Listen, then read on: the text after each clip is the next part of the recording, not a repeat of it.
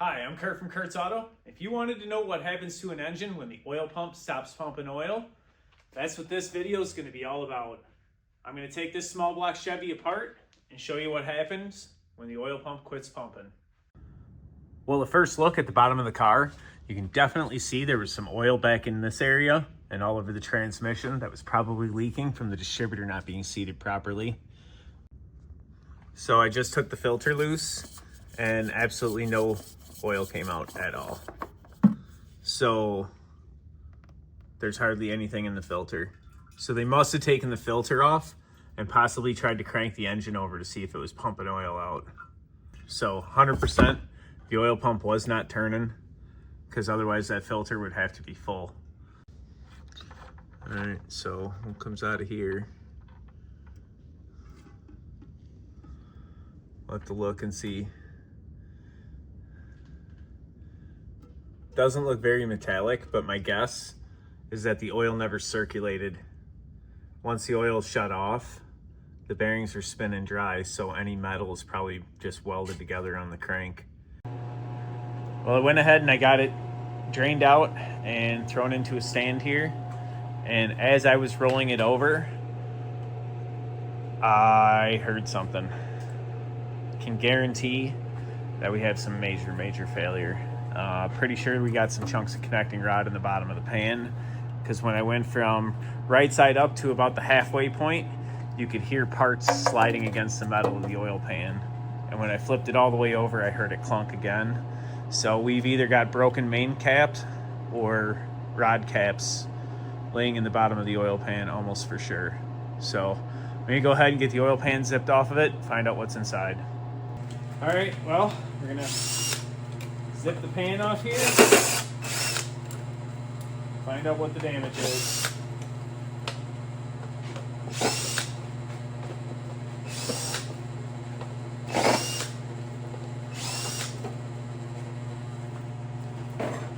My guess is this engine is completely trashed, just from the sound it made when I tipped it over. I'm guessing we're gonna end up getting the crate motor. But we'll have to find out right now.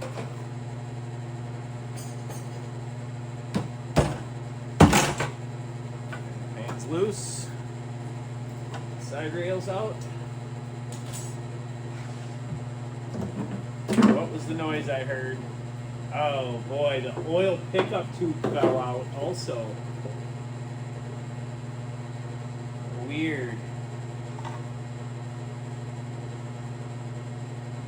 That's interesting.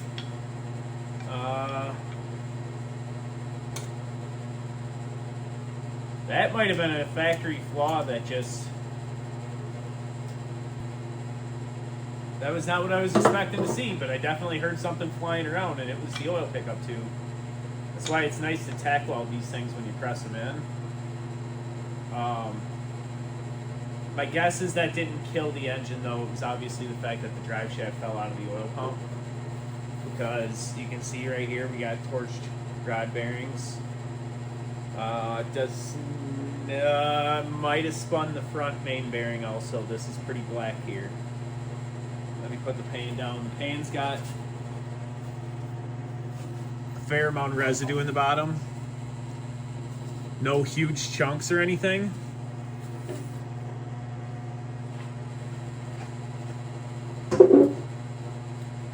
But yeah, I can see right here, these rods have definitely gotten hot, and it looks like this front main bearing got hot. It'd be amazing if it didn't actually spin the bearings. If it didn't spin the bearings, we could do a crank and fix it. But yeah, let me, first thing I'm gonna do is wipe my hands off and put some gloves on, and we're gonna number stamp everything to make sure, in case it is reusable, that we can put it back together correctly. And I'll get the oil pump pulled off, and I want to look at the drive shaft on the oil pump, because I guarantee the distributor was the failure. The pickup tube being in the bottom of the pan like that,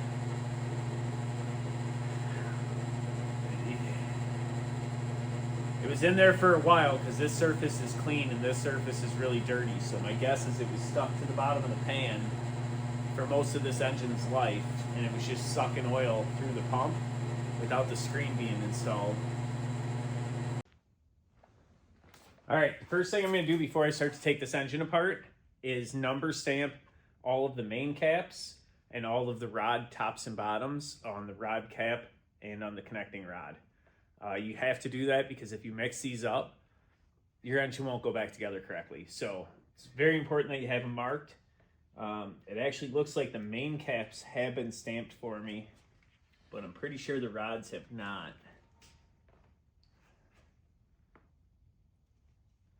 Yeah, there is a numbering on the mains. I got them 1, 2, 3, 4, 5. Well, the fifth one doesn't have a mark, but it's the oil pump. But the caps do not. So I'm going to take a number stamp, and I'm going to go through and just stamp the cap and the rod. This is the part I wanted to look at anyway, as far as the condition of it.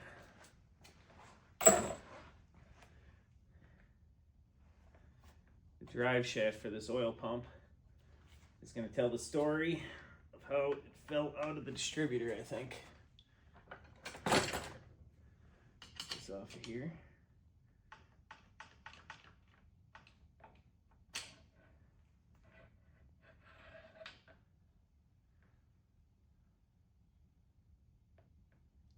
Yeah, you can see it spun on top of there.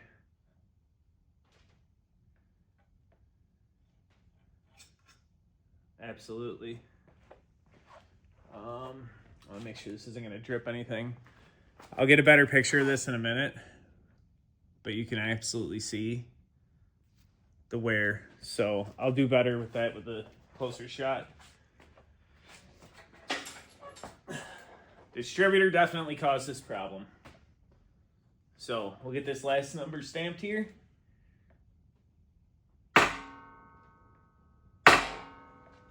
And now we can answer the question of how damaged the engine actually is. This determines right now whether or not the cylinder heads have to come off and whether or not the piston has to come out of the block. And the answer to that question is absolutely. Right? Oh yeah. Yeah, it totally spun. The bearing has spun. So, all right, well, is the block junk? So, cylinder 3 definitely spun the bearing, and what I mean by that, all right, so here's what actually happened. You can see the drive shaft for the oil pump here has, like, the edge is rounded off where it slipped out. And you can see the wear where the distributor popped out. When that happened, the oil pump stopped pumping oil. And you can see cylinder 3, the bearing welded itself to the crankshaft. And when you hear the word a spun bearing, you can see the little tab right here is supposed to lock itself in the cap right here. And when that tab gets knocked off, it's because the bearing has welded itself to the crank. And when you turn the crank over, the bearing actually rotates inside the connecting rod, ruining the connecting rod. So it's not as simple as just replacing the bearings in the crankshaft. Now we have to pull the cylinder head off to get the connecting rod out of the block and replace the connecting rods, or have them resized depending on how much damage is actually done. It kind of looks like this cap's a little dark.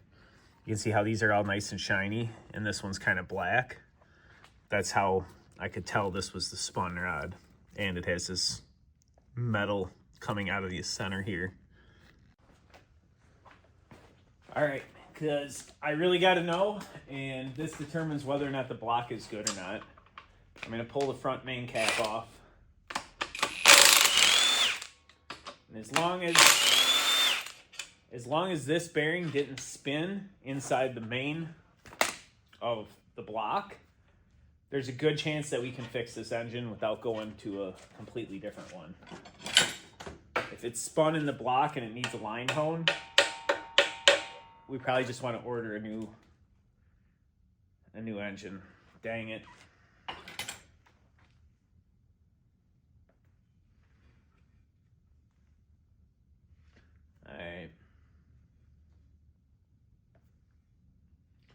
Well, that might end the teardown.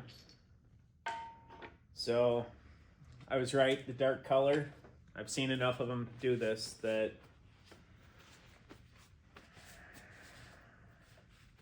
not what I wanted to see. Such a shame. Such a low mileage engine. All right, so I pulled the cap off and it definitely looks like it's spun. So, which would mean that the block needs to be line honed as well. So you're talking a complete and total overhaul with crankshaft, bearings, rods, block work. It might be better off just to get a crate motor. I'll have to talk to the customer, find out exactly what he wants to do. But yeah, there's a lot of damage. When you see a main cap spin, and it sounded, I have to say, when I heard the car start for the split second, my first thought is that was a main. Because it didn't sound rod knocky. It screeched like a main cap had seized. And pretty sure that's what we got here. The bearing is welded to the crank. Let me try and rotate it once with the cap off. Hang on a second here. Kind of doing this goofy. So I'm going to rotate it. And yeah, you can see the bearing is moving with the crankshaft, in which case the bearing is actually welded to the crank at the moment. Rather than taking this all apart, because I may end up having to send it in as a core, I'm gonna have to do some research and check my options. There we go. Okay, there's this split. Yeah, it was welded so tightly together, I couldn't even see where the two halves were. There we go. I got it to break apart, and I'll show you how much damage is on the front of this crank. Boom. That bearing was welded. We've got, it's just welded itself right to it. So, bearing is trashed. Tabs knocked off. So the bearing was actually spinning in the block. Well, after researching my options on crate engines and checking the pricing, I think what I'm going to do is disassemble this engine completely and find out exactly what it would take to fix the original motor. No matter what, I want to take the oil pan, valve covers, intake, all those parts to the machine shop and have them hot tanked and cleaned. So I might as well just disassemble the engine and see what they're going to charge to fix this block. Well, good news so far. I got all the pistons out and the cylinder heads off, and we only have one rod bearing that actually spun. This one definitely turned black and got pretty hot, but the bearing did not spin. So all the heat was due to cylinder 3, which you can actually see on the crank here. The bearing actually plugged the oil hole completely up. Well, so all the mains looked pretty good, and then I got to the rear, and the thrust is completely trashed here. You can see, should look more like that side. And this side's all burnt and gone, which I could actually feel there was quite a bit of movement in the crank forward and back, but I assume that all happened just because of the oil pump failing. All right, so I went ahead and I pulled the cam out. You can definitely see some wear on the bearing, but none of them spun. They're all still in the block nice and tight. So really the only damage is this number 1 main journal and number 3 rod has spun. Number 4 is black from the heat, and the thrust bearing is torched as well. But I don't actually think the crank is as bad as I was thinking it was going to be. This may actually be fixable. The fact that the material stuck to the crank rather than the crank spinning and wearing it off and then running it for a long time may have saved it. I am going to get something to knock this little plug of bearing that's stuck in there out because I want to see how big that plug is. But otherwise, yeah, the thrust, I can't really, well, I can kind of catch my finger. I'm not sure. We're going to take it all to the machine shop and we're going to find out what they tell us. All right, so I'm going to see how this plug looks like. Boy, that's in there.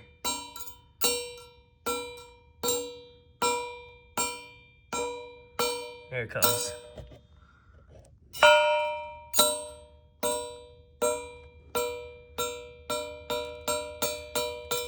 Wow, that's weird. I don't think I've ever seen one do that before.